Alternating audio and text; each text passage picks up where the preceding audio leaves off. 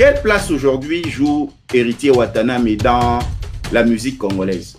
C'est un motonatembe, comme on dit, lorsque les gens jouent au Stade des Martyrs, lui aussi affiche au Stade des Martyrs. Et puis, lorsque les gens jouent à Paris, lui aussi vient jouer à Paris. Vous avez Bitakwira et d'autres disent que l'état de siège ne sert à rien. Je demande à ce qu'il y ait une réunion sous-régionale, conférence sous-régionale qui sera très politique et qui réunirait les gens venus de l'Est à l'Ouest, mais en se basant. Est-ce qu'aujourd'hui, Mutamba pose problème par rapport à sa communication? Des choses qu'il faut, puisque si on a cherché à l'empoisonner, c'est que les têtes devraient tomber. Mais le problème de la République démocratique du Congo, c'est quoi? Quand on donne l'information, mais on ne nous donne pas la suite. On nous dit qu'il a été empoisonné. Il est allé, je crois, en Europe ou quoi, il a fait 2 jours ou 3 et il est rentré.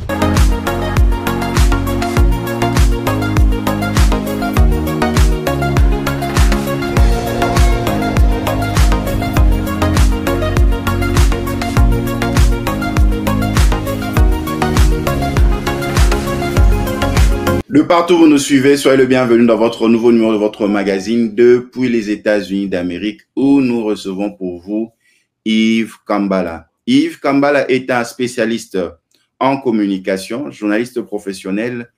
Il est lui-même promoteur culturel ainsi que formateur dans la question de update les connaissances de journalistes. Pour ce nouveau numéro en connexion entre Kinshasa et les États-Unis d'Amérique, plus précisément dans l'État du Texas, nous allons parler de la culture. Vous le savez, en Europe, plusieurs concerts ont eu lieu.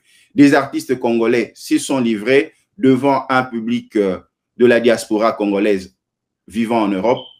Quelle a été la symbiose avec la population? Nous allons parler encore de cette demande faite par le président de la République en passant par le ministre de la Justice pour la prorogation de l'état de siège. Phénomène Mutamba. Est-ce que Mutamba est un problème pour la première ministre de la République démocratique du Congo? Est-ce que Mutamba pose problème à l'avancement du gouvernement congolais? Nous allons voir cela dans ce programme et nous allons terminer par le social. Comment répondre au social des Congolais? Et là, nous allons parler avec Yves Kambala qui se trouve à Kinshasa, dont je salue à cet instant. Yves Kambala, nous vous saluons. En tout cas, moi aussi, je vous salue, Serfo, et merci de m'avoir invité. De partout où vous nous suivez, nous sommes en connexion entre les États-Unis d'Amérique dans l'État du Texas et la ville de Kinshasa en République démocratique du Congo, où nous recevons pour vous Yves Kambala.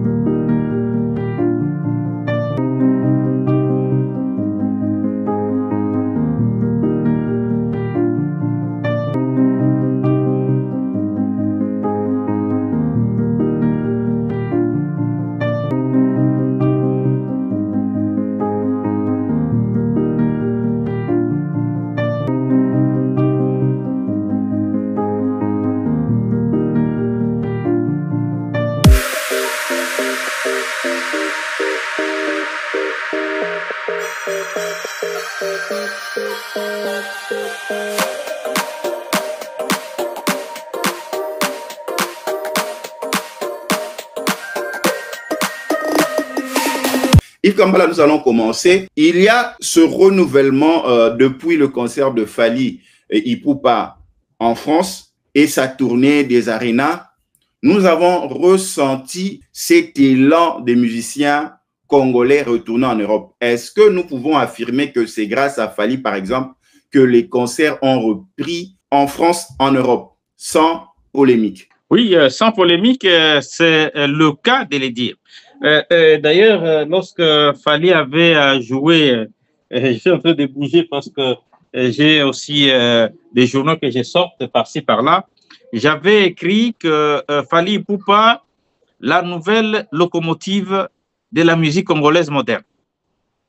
Parce qu'en fait, c'est pour dire qu'il vient délivrer la musique congolaise de cette léthargie qui s'est installée et provoquée par les combattants. Et Fally Ipupa jouera avec un peu l'intelligence et son savoir-faire, ayant des managers aussi bien installés en Europe, il a su débloquer la situation.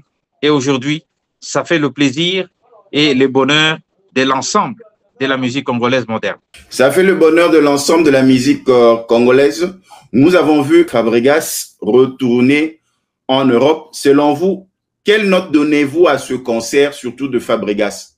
Bon, Fabregas, d'abord, il est arrivé à un moment assez compliqué, hein, parce que il faut noter que l'essentiel étant d'être présent sur le plan international, et nos artistes l'ont fait.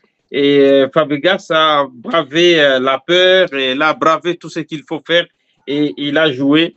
Il a joué le jour où tout Paris était en ébullition pour l'enterrement d'un de leurs, Mimi Chikeva, qui était chanté, immortalisé pratiquement par tous les artistes. Et je pense que cette coïncidence n'a pas joué pour que Fabregas puisse faire le trop-plein. Mais néanmoins, il a fait déplacer un public. Donc, c'est à applaudir et à mettre dans l'actif de ce que nous pouvons appeler la motivation, et si vous voulez, l'activité culturelle au niveau de l'Europe. Vous avez cité le nom de Mimi Chikeva, paix à son âme. Quel est le rôle de cette personnalité autour des artistes congolais? Ce sont des mécènes, ils leur aident à mieux avancer dans ce milieu européen. Quel est leur rôle? Parce que vous avez plus évolué dans ce monde-là. Bon, évidemment, c'est ce phénomène qui a été créé à l'époque où il y avait les mères Malou, il y avait des Malou Bomboka, il y avait toute une liste des Mama Jackie Watunda et autres. Ce sont ces gens-là, et même il y a d'autres qui sont décédés, hein, ils sont tous presque partis. Mimi Chikeva, c'était la présidente des Warriors. Mais à l'époque, Mimi Chikeva a joué le rôle avec pratiquement tous les musiciens. Il était avec Koffi Olomide, JB Piana, et elle a été immortalisée partout. En fait, ce sont ces femmes, les mamans qui sont à Paris, qui mobilisent. Aujourd'hui, il y a Internet, ça a facilité la chose, mais avant cela, ce sont eux qui parlaient des bouches à l'oreille et passaient des Nganda après Nganda pour donner l'information et pour appuyer, pour soutenir un artiste. Parce que la communication, l'information n'était pas toujours donnée à tout le monde. Et ce sont ces genres des dames qui faisaient parler de la musique congolaise dans tous les coins et recoins où se trouvent les Congolais, bien sûr. Vous le savez, Héritier Watanabe va se livrer en France pour un concert qu'il veut vraiment rendre grandiose. Quelle place aujourd'hui joue Héritier Watanabe dans la musique congolaise?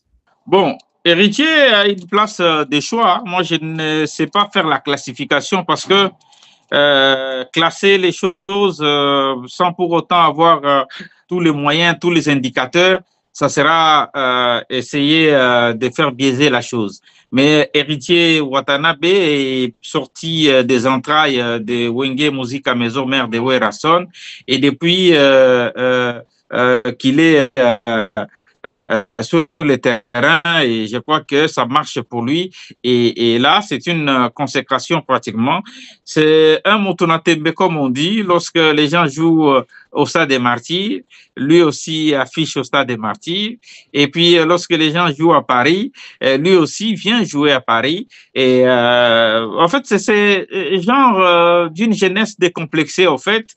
Le concert d'Héritier Watanabe à la scène musicale a été un événement mémorable marquant une étape importante dans la carrière du talentueux chanteur congolais. Voici, si vous voulez, un moment clé. D'abord, la participation de Werrason. Le moment phare de la soirée a été, sans contexte, la présence de Werrason, le mentor d'Héritier Watanabe. Werrason, une figure emblématique de la musique congolaise et qui a joué un rôle crucial dans la carrière de cet artiste de la République démocratique du Congo. Et malgré cela, la salle était comble, comme vous pouvez les remarquer à travers les images que vous pouvez retrouver sur les réseaux et ailleurs. Une salle comble. Le succès du concert n'est pas seulement mesuré à la prestation musicale, mais aussi à la réponse du public. La scène musicale était pleine à craquer, témoignant la popularité croissante d'Héritier Watanabe. Les fans étaient présents en grand nombre, créant une atmosphère électrique et chaleureuse. Cette influence record confirme l'impact et l'attrait considérable du public à l'égard d'Héritier Watanabe. Il y a un autre point, le point fort de la soirée, émotion et nostalgie. Le duo avec Werrason, je reviens sur ça, qui a créé un moment emblématique, diversité artistique, la présence d'autres artistes invités a enrichi le répertoire. La performance énergique, Héritier Watanabe a démontré son talent et son charisme à travers une performance dynamique et engageant. Il faut noter que cette performance était engageante, j'allais dire, et l'engagement du public, la participation et l'enthousiasme dans ce spectacle était une réussite, et il faut l'attribuer quand même au public.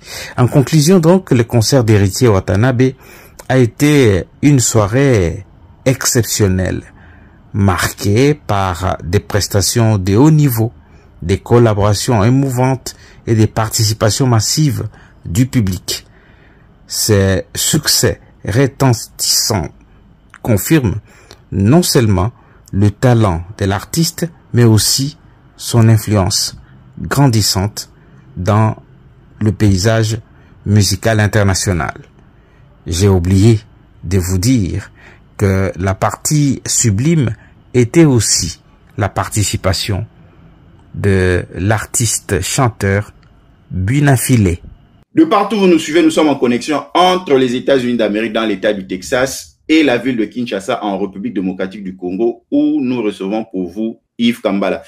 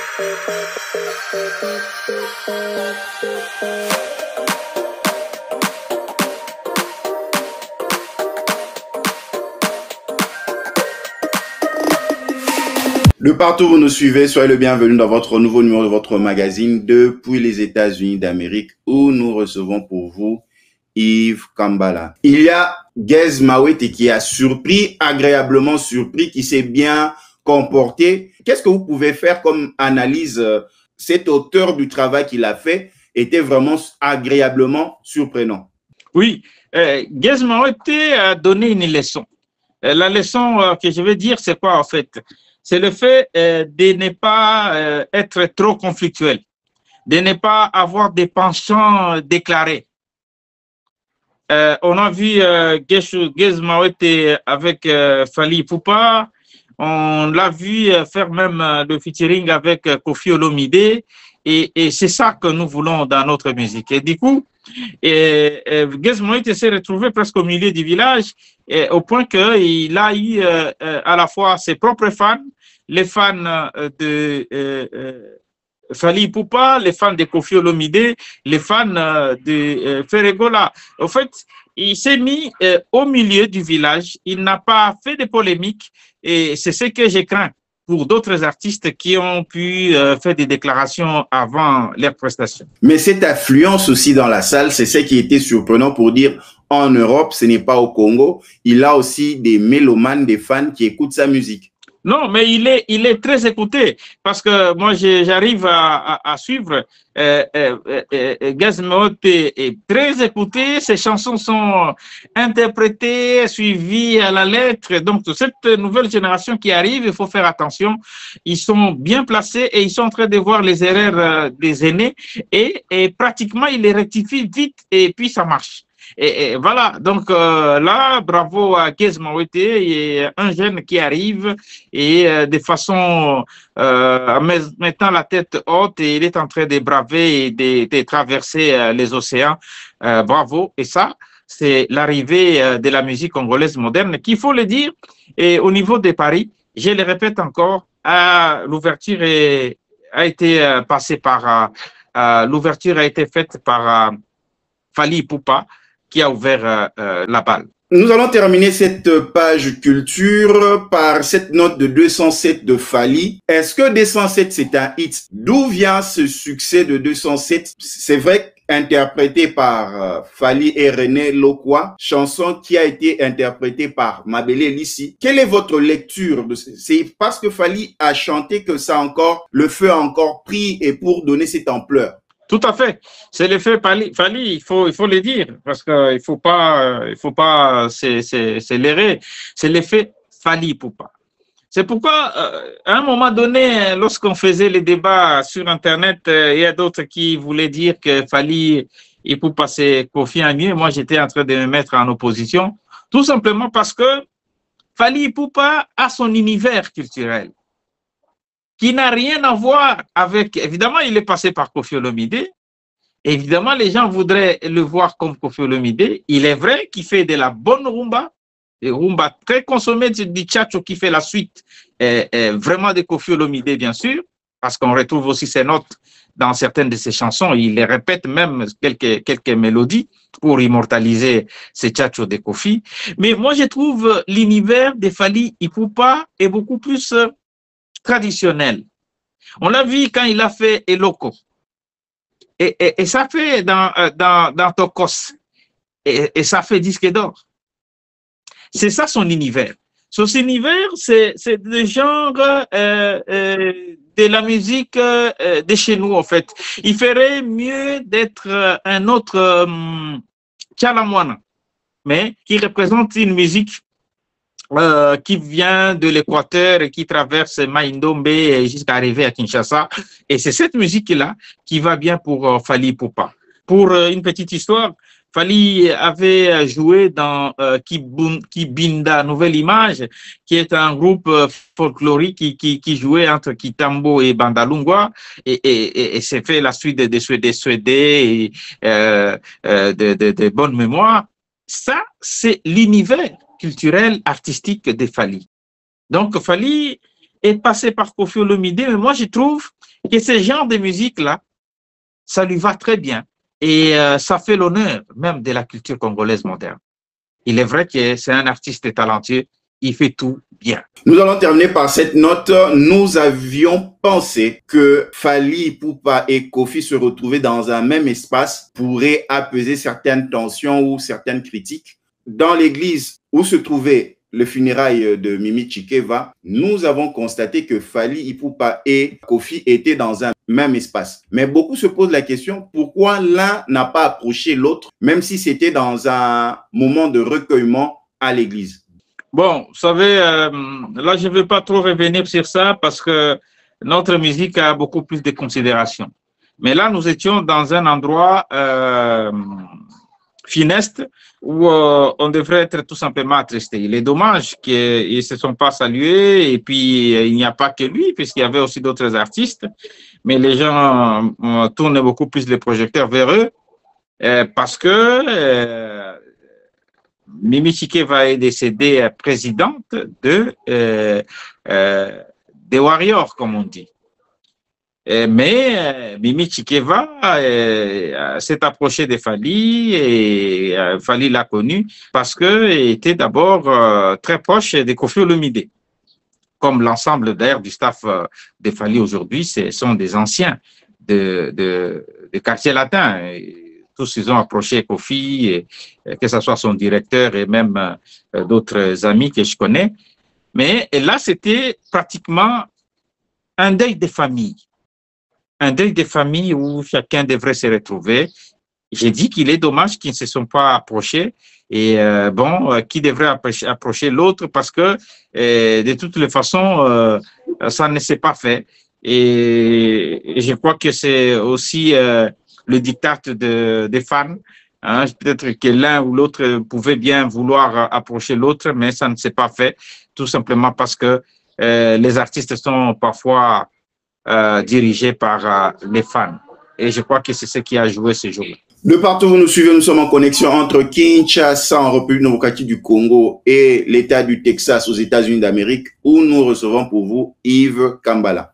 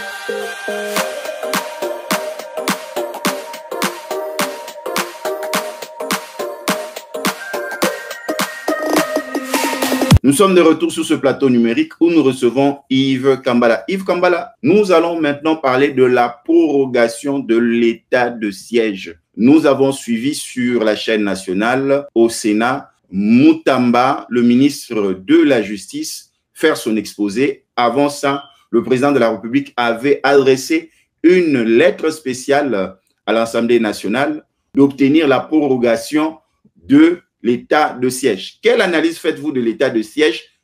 Est-ce que ça a porté quelque chose dans la stabilisation de l'Est? Parce que certains ressortissants de ce coin, vous avez Bitakwira et d'autres, disent que l'état de siège ne sert à rien. Il faudrait carrément le suspendre définitivement. La question est très complexe et qu'il faut prendre avec beaucoup plus de pincettes.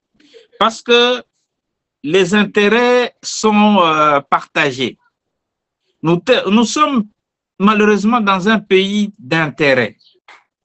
Lorsque certains ne sont pas aux manettes de pouvoir, ils sont en train de voir comment d'autres sont en train de profiter. Lorsque les autres y reviennent, c'est la même chose. C'est le cas aujourd'hui, on a l'armée qui contrôle les provinces citées au détriment des politiciens. Entre-temps, les politiciens sont en train aussi de se bousculer pour récupérer l'emporium du pouvoir. Est-ce que ça sera, c'est pour, dans les deux cas, c'est pour l'intérêt de la population? Parce que j'ai vu les députés, parmi lesquels j'ai vu quelques députés dont on peut douter de leur crédibilité, qui disaient que l'état de siège n'a rien rapporté. Bah, il est vrai également que nous trouvons que nos villes sont tombées chaque fois, mais il y a toujours l'armée qui est là. Il est aussi vrai que les nouvelles qui nous reviennent de cette région ne sont pas aussi bonnes, parce qu'il y a, dans le but de chercher l'ennemi, bien sûr, il y a des bavures. Il y a les gens qui sont tués parce que on leur a peut-être montré que non, ceux-là sont des rebelles ou ils collaborent avec des rebelles. Mais en ce moment-là, il y a des bavures, il y a un problème. C'est ainsi que c'est un problème complexe dont il faut se prononcer avec beaucoup plus de prudence. Parce que l'État, si le chef de l'État demande à ce qu'on proroge, c'est qu'il a toutes les données pour que ça soit ainsi, parce qu'il travaille avec le renseignement, que ce soit civil, que ce soit militaire. Mais les civils sont en train d'en pâtir beaucoup plus, mais je crois bien qu'ils se basent beaucoup plus sur le renseignement militaire qui compte pour que notre pays soit sécurisé. Mais force est de constater que nous sommes en train de perdre chaque jour qui passe. On perd des villes et il est à noter que l'état de siège a touché ses limites parce que l'état de siège a fait presque tout un mandat. Et là, on a traversé tout un mandat, on ne fait que renouveler. Et je crois qu'il y a lieu à ce que le chef de l'État appelle les ressortissants et de cette province. On a parlé de dialogue, mais je crois qu'il faudrait une réunion régionale avec les ressortissants de ces coins, que ce soit le Grand Kivu, l'Ituri, pour étudier ces dossiers et lever l'équivoque une fois pour toutes. Sinon, il y a à boire et à manger. Dans les deux cas, il y a toujours des choses à dire. Et voilà. Donc, dans les deux cas, que ce soit les civils qui gèrent la zone, que ce soit les militaires, partout, les Congolais sont champions à la recherche du lucre. Et je crois que c'est au chef de l'État de prendre les décisions qu'il faut pour que ça soit pour l'intérêt de notre pays.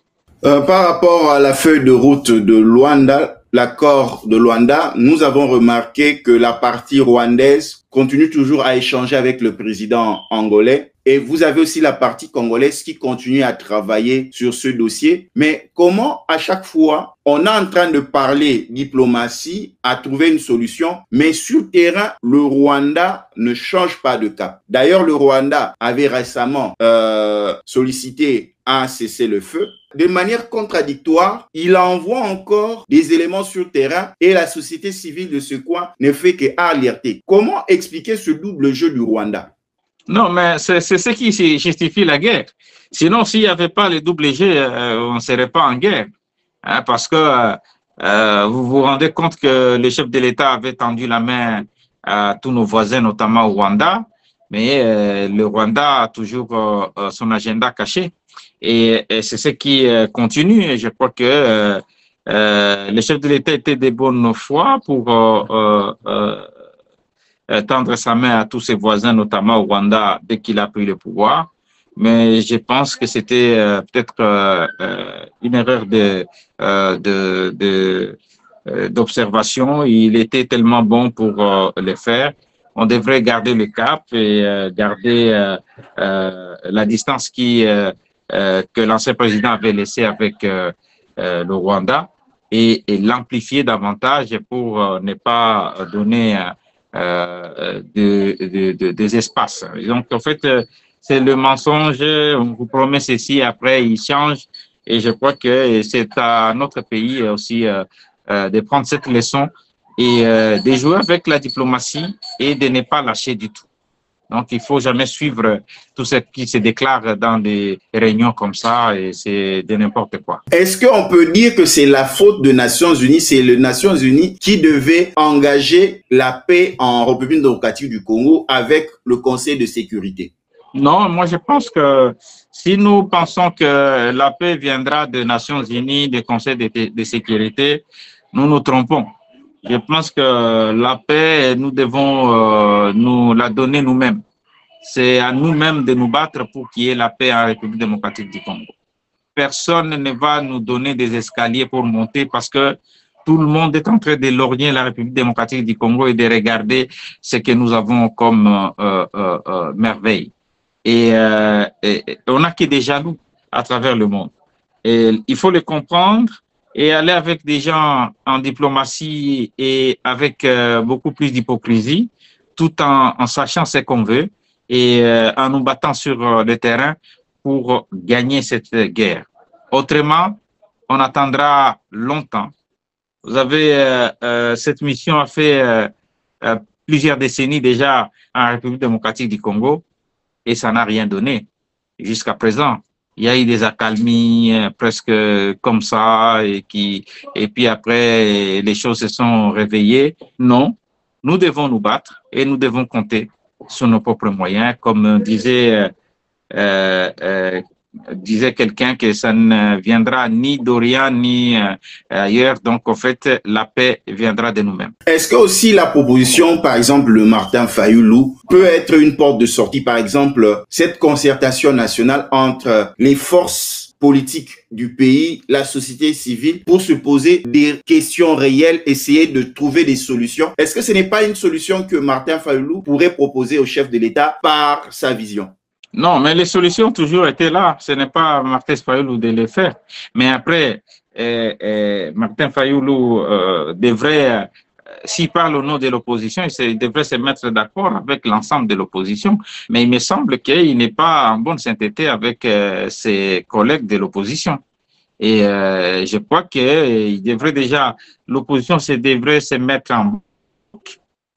Et après ce bloc-là, chercher l'ouverture auprès du chef de l'État pour que qu'il y ait, par exemple, ce que moi je suis en train de proposer, une solution régionale, c'est-à-dire une réunion avec, pas avec des politiciens qui sont à Kinshasa et qui attendent à ce qu'ils soient nommés Premier ministre ou quelqu'un d'autre. Donc, on peut mettre comme Premier ministre s'il ne va pas terminer la guerre.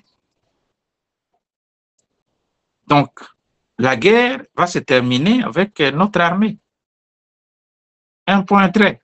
Mais après, il y a des concertations qu'il faut faire avec des autochtones. Quand tu entends parler ces députés, quand bien même que moi, il y a d'autres que je ne porte pas à cœur. Parmi ces députés, il est de ceux qui n'ont pas aussi une bonne presse.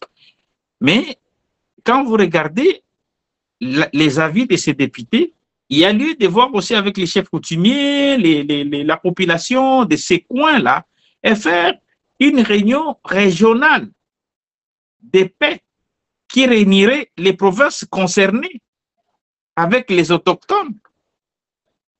Pas mettre les politiciens qui cherchent des postes ou d'autres voient que non, les mandats tirent à la fin. Parce que quel sera le rôle de l'Assemblée nationale? Quel sera le rôle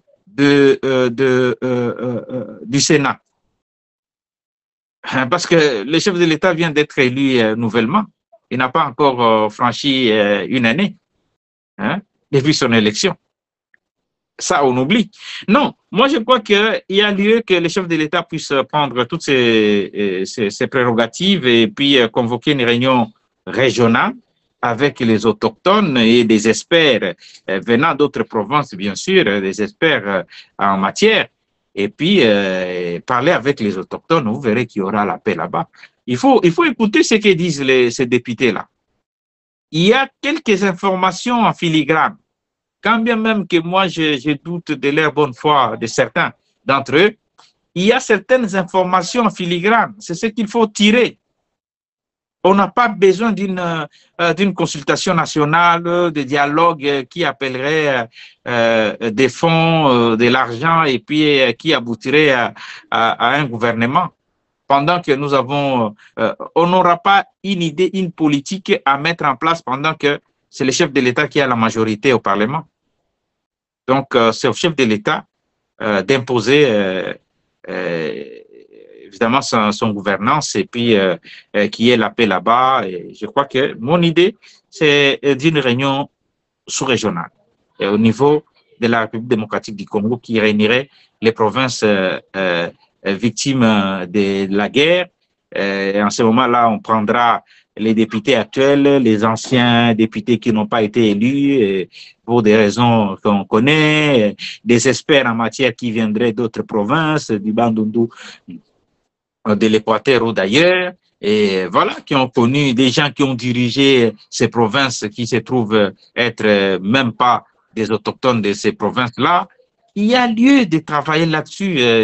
Les politologues et les anthropologues congolais ne réfléchissent pas. Pourtant, c'est le moment où on devrait user de leurs intelligences. Mais ils sont là muets, ils regardent les choses passer. Et moi, je donne un point de vue.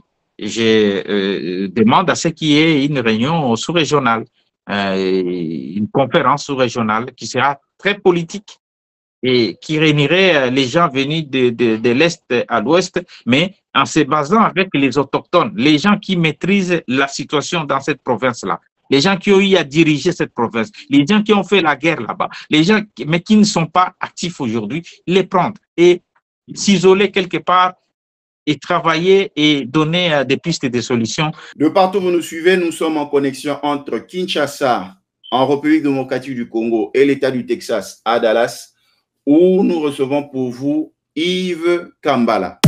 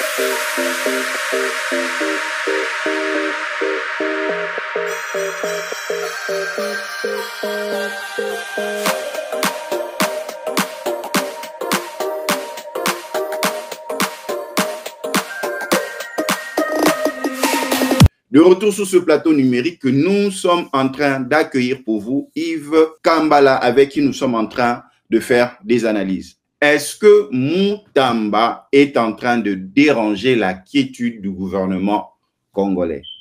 À la tête du gouvernement, nous avons Madame la Première ministre Judith Suminwa Tuluka avec ses ministres, mais il y a un ministre qui fait parler de lui.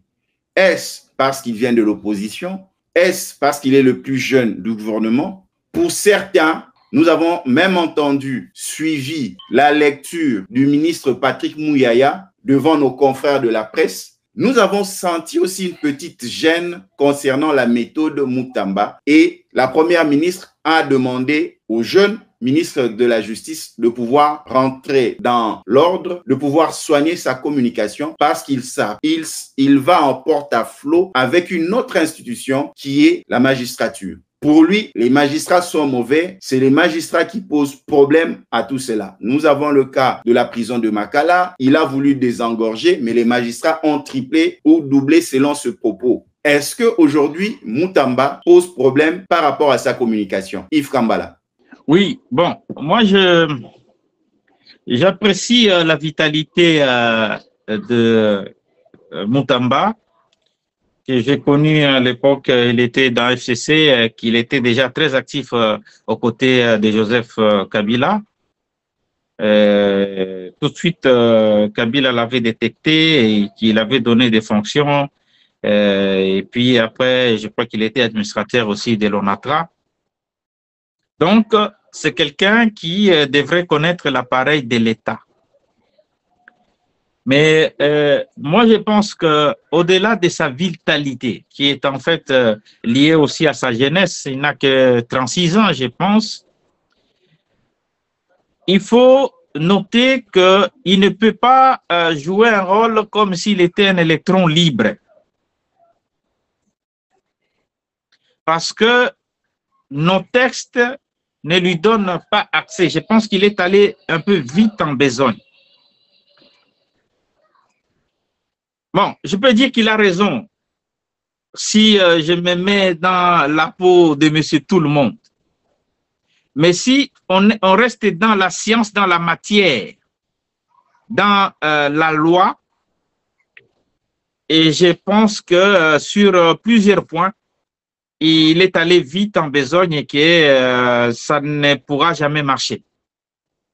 Tout simplement parce que il n'est pas au-dessus, par exemple, du Conseil supérieur de la magistrature. Parce que le Conseil supérieur de la magistrature est un corps. Est un corps comme l'exécutif, comme le gouvernement, comme l'Assemblée nationale. Vous voyez comment nos textes s'entrechevauchent. Et que le ministre de la Justice, bon, je ne parlerai pas de coquilles vides, mais le ministre n'a que des attributions. Même le fait de libérer les gens là. Mais nous avions opté pour le ministère des droits humains. Il y a aussi les prérogatives des droits humains.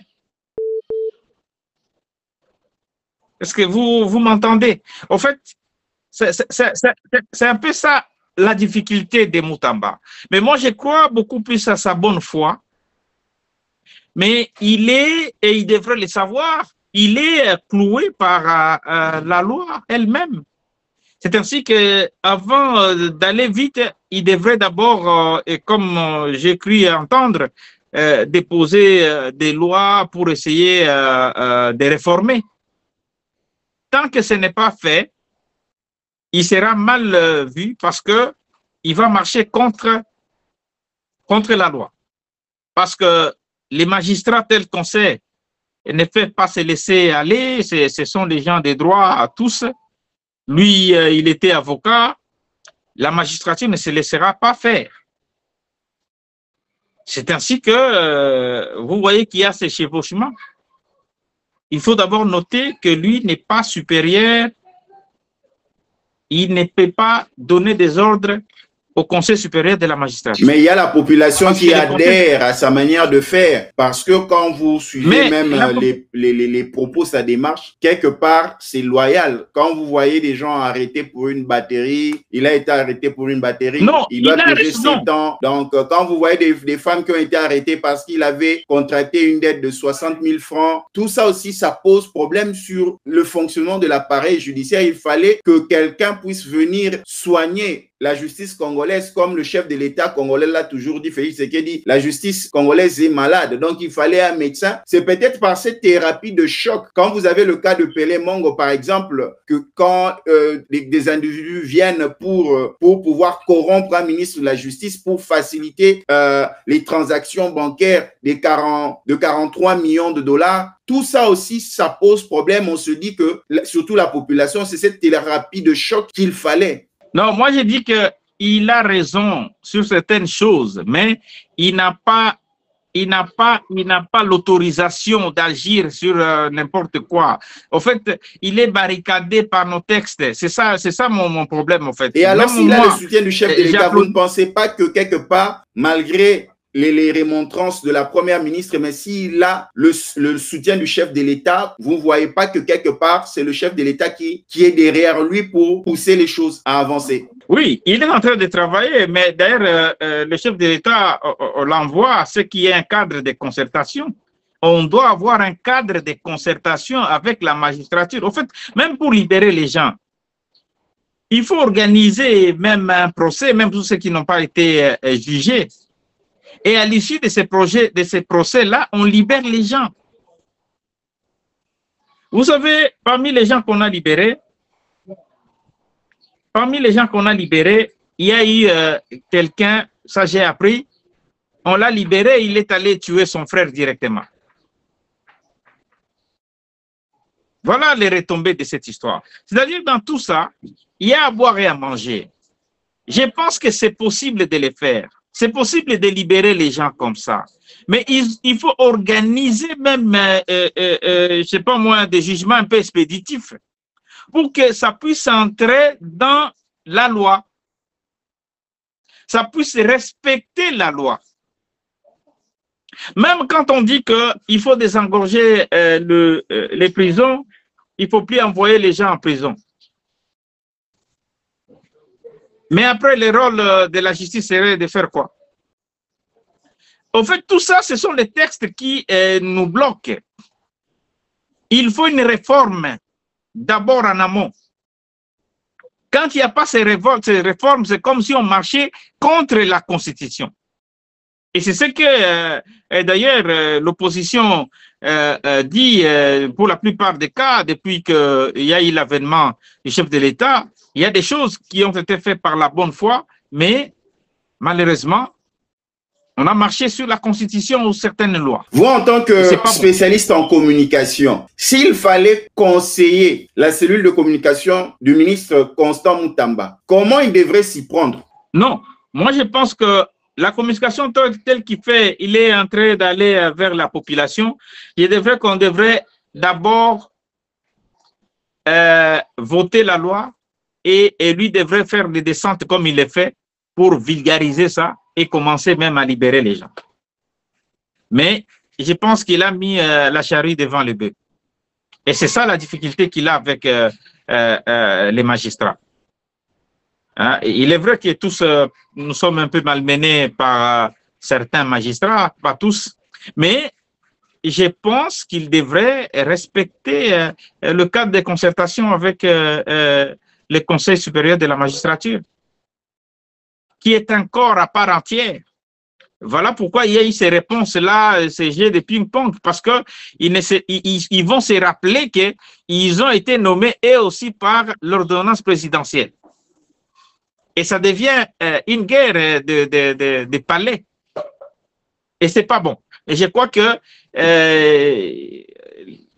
c'est que la déclaration de la première ministre était tout à fait arrivée à point nommé, parce que on doit d'abord user de ça, faciliter les choses, parce qu'il a déjà déposé des projets de loi et faire voter ces projets de loi. Et après avoir fait voter ces lois-là, en ce moment-là, il peut faire des descentes sur le terrain pour vulgariser la loi et commencer l'action. Mais je pense que tout ce qu'il a fait est bon, mais il a fait des choses à l'envers. Yves Kambala, vouloir attenter jusqu'à l'avis de Constant Moutamba, parce que son cabinet a présenté une lettre pour annoncer au peuple congolais que le ministre était empoisonné et qu'il était même à l'étranger pour de soins. Est-ce que Mutamba gêne jusqu'à pouvoir l'empoisonner? Bon, il y a certains intérêts c'est pourquoi moi je dis qu'il est vrai qu'il peut y avoir des intérêts, mais après il faut aussi vérifier tout ça. Hein. Toutes ces informations sont à vérifier à la lettre. Et puis nous sommes en politique. Nous sommes en politique où chacun voudrait, par son passage, faire parler de lui. Et puis, il y a également des choses qu'il faut, puisque si on a cherché à l'empoisonner, c'est que les têtes devraient tomber. Mais le problème de la République démocratique du Congo, c'est quoi? Quand on donne l'information, mais on ne nous donne pas la suite. On nous dit qu'il a été empoisonné. Il est allé je crois en Europe, pourquoi il a fait 2 jours ou 3 et il est rentré. On dit il est rentré 2 jours après, il est guéri. Après, ici sur place, il n'y a pas de suite. Des enquêtes, des poursuites et tout ça. On n'a pas d'enquête pour savoir comment quelqu'un a accédé à ces bureaux-là et il a aspergé des poudres visibles. Des poudres visibles, des liquides visibles. Moi, je sais que pour quelqu'un qui veut tuer quelqu'un, ça doit être caché. Mais si c'est visible, c'est que il y a l'équipe qu'on connaît. On doit regarder. Il y a la police scientifique. On doit passer par des empreintes digitales pour essayer de détecter qui a fait quoi. Mais jusque-là, c'est silence radio. Après qu'on nous ait dit que le ministre était empoisonné, après c'est le silence radio. Moi, je suis quelqu'un qui... je ne veux pas que la vie de quelqu'un soit jouée comme ça. La vie est sacrée. Après qu'on ait attenté à la vie de Constant Mutamba, l'empoisonnant, c'est ça l'information que nous avons eue, mais nous n'avons pas eu la suite des enquêtes. On a dit qu'on a trouvé des poudres et puis des liquides visibles, et voilà, et puis finalement, Mais à qui bénéficie le forfait? Est-ce que Mutamba, avec son équipe, peut monter quelque chose pour se dire qu'il serait empoisonné? À quelle fin? C'est ainsi qu'il faut qu'on nous donne les résultats des enquêtes, parce qu'on doit nous éclairer là-dessus. Il ne faut pas passer vite comme ça, et puis finalement, c'est rien. Il ne faut pas passer vite. On dit non, le ministre était empoisonné, on l'a évacué. Il n'a pas fait une semaine. Il est rentré. Il n'a pas fait une semaine. Il faut compter les jours. Moi c'est ça. En fait, moi, je voudrais qu'on soit quand même assez correct. Moi, je suis en train d'étudier tout ça. Moi, j'aime bien, je l'aime. Moi, j'ai à le côtoyer directement. Je connais l'homme, je connais sa pugnacité, tout ça. Mais je me dis qu'il y a un peu de légèreté dans tout ça. Dans l'information, dans la façon dont les choses passent vite, comme si c'était... puisque quelqu'un, même quand tu as des grippes, malaria, il ne suffit pas de prendre des comprimés et puis c'est fini. Hein. Vous devez prendre le temps qu'il faut.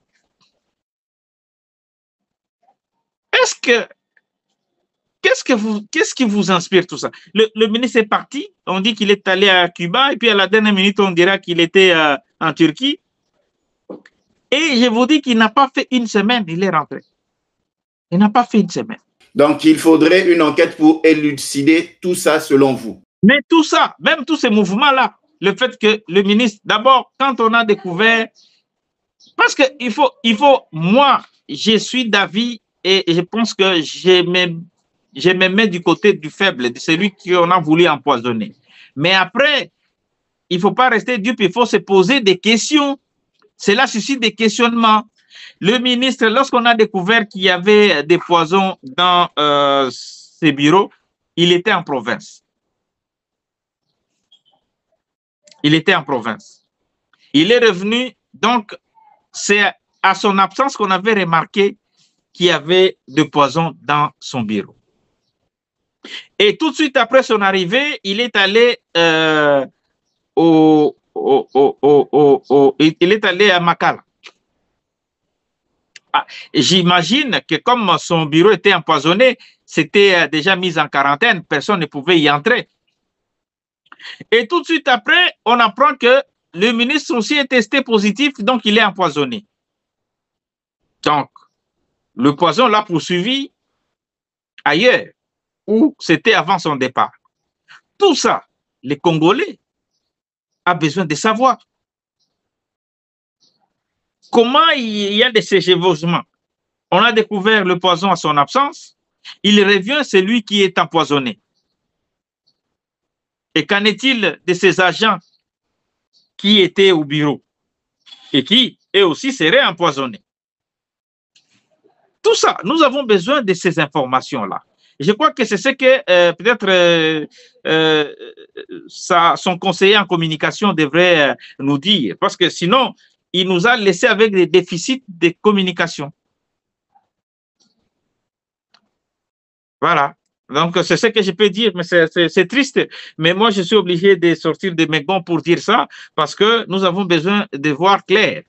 Hein, et qu'on ne se limite pas seulement à pleurer et à déplorer le fait que le ministre a été empoisonné.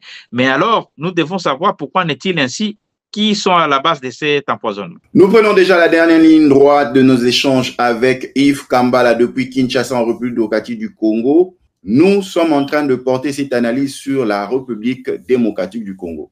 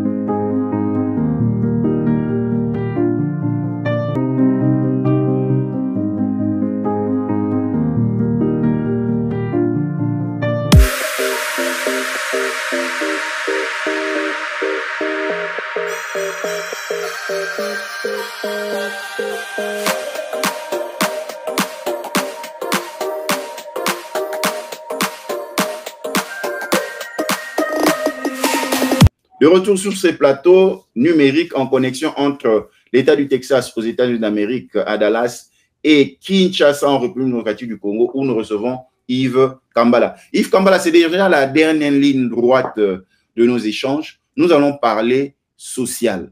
Selon vous, qu'est-ce qui doit être fait dans le second mandat de Félix Tshisekedi pour répondre au déshydratat social de la population congolaise? Je suivais le centre d'observation de volcanologie de Nyiragongo. Les agents sont en grève. Par exemple, là, vers le volcan Nyiragongo, personne pour le surveiller et ça inquiète même les Onusiens, les gens de la MONUSCO, ça inquiète même au niveau international. Vous avez les enseignants qui se plaignent, vous avez les fonctionnaires qui se plaignent.